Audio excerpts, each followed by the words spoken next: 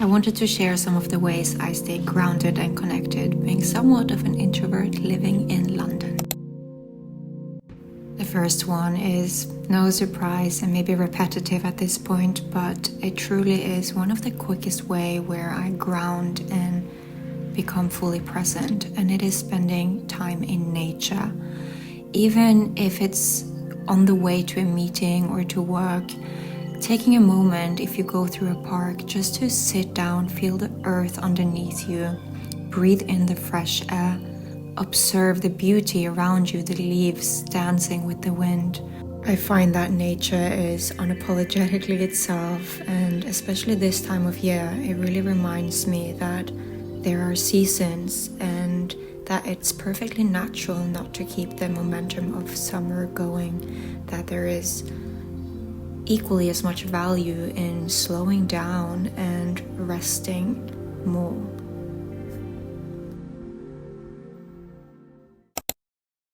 Another way I really ground and nourish myself is through connecting with my body. This can look so many different ways. I absolutely love dancing and hiking, but lately I've been spending hours in the studio with myself working on something rather exciting that I will be speaking more about later. But this time of year, I find movement even more important to energize myself. And through movement and connecting to both my body and breath, I find a lot of inspiration. Now, another thing that I absolutely love is mirror work. There is something about being in front of a mirror that is a practice of self-love. There is no hiding. You have to meet yourself. You have to look at yourself. It can be rather confronting and revealing, and at the same time be an invitation to stay with what is being mirrored back to you, to meet that with a little bit more compassion, and to make the conscious choice to love what you see.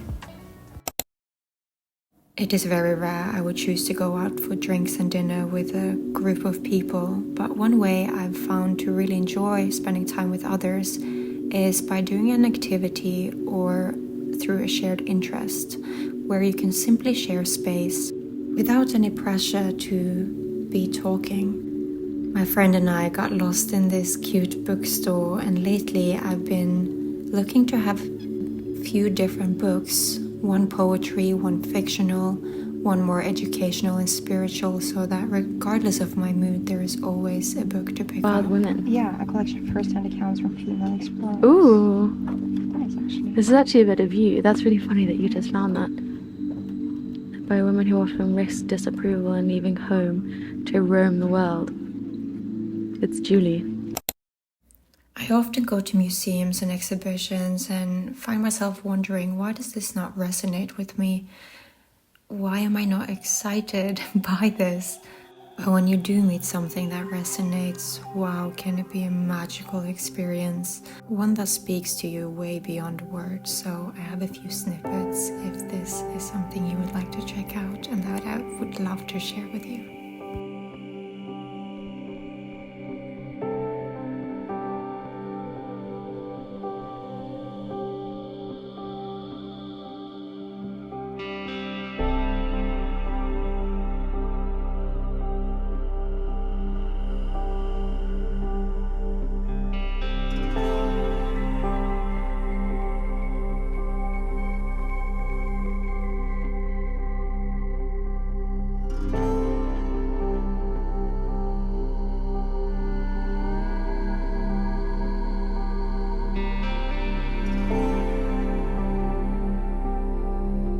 So today I thought to do another Introvert Diaries but London edition, and I went to this exhibition of this artist called Alex Gray that I've loved for many years now, and he has an exhibition or an immersive experience I should say, in London. And so yeah, I brought my camera and was gonna bring you along for the day, and not just my camera, also my phone. All my devices died, or no battery, and so I wasn't able to film. But I really felt like this happened for a reason, because I have had the absolute best day. I've been so present today. And after this experience, the immersive experience, I stayed in there for quite a few hours, and I was just reminded of all our bodies, like our physical body, our energetic body, the layers of our bodies, and what we're made of, and our finite and also eternal essence. And wow, yeah, it really hit home, and it was like such a beautiful reminder. So if you have the chance to go, I would really, really recommend this experience. And if not, you can check out his work on Instagram. But so after, when I was finished there, I didn't want to go home. I just wanted to like be out in nature. And so I went to this park, and the sun was like coming a bit lower, so the light was starting to get golden, and with the autumn leaves and the warm colors and the, you know, the golden hour light, it was just so magical. Like everything was so alive. And I guess this is what happens when you're just very, very present. It's nothing new, is it? But wow, it feels good. And I do find it more challenging in like busy cities. But anyway, I just truly had the best day, and my devices dying, I think, happened so that I could be more present today. Time really slowed down today as well. Like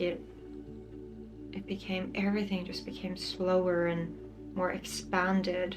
And funnily enough, you know, the pace in London is quite fast, and so I felt like I was this like still thing, like moving through honey, like sweet, sweet honey, and things were just like rushing past me. But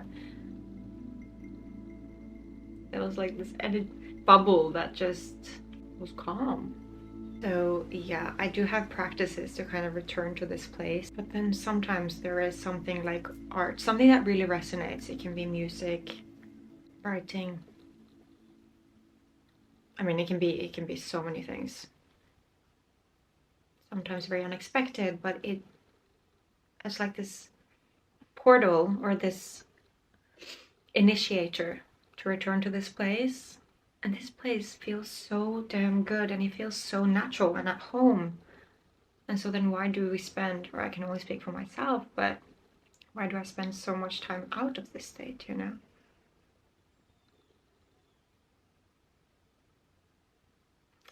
But yeah, the sun was setting and I came home, and so I was like, I am so in my heart right now,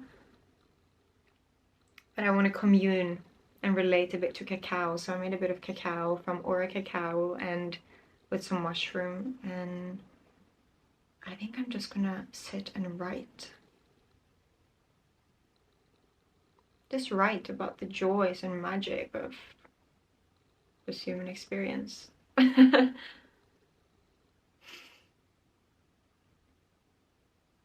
how I feel is that like this flesh, this body is here to, you know, let us experience this physical plane, but it's not that serious, because my essence is eternal. Sorry, not my essence. The essence is eternal. That feels more right. Words are funny. They're so limiting and not accurate. I guess this is why art is so brilliant, because it expresses things that words lack, or that feels poor through words. Not to say there are some amazing writers and poems, and I actually had this thought on the tube today. Imagine if instead of all the advertisement and colors and all of that, that they were like poems and beautiful affirmations. How beautiful would that be?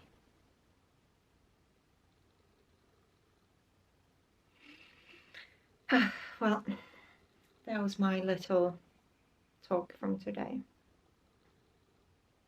I'll link the exhibition in the description box if you're in London and you're interested, because I highly recommend it.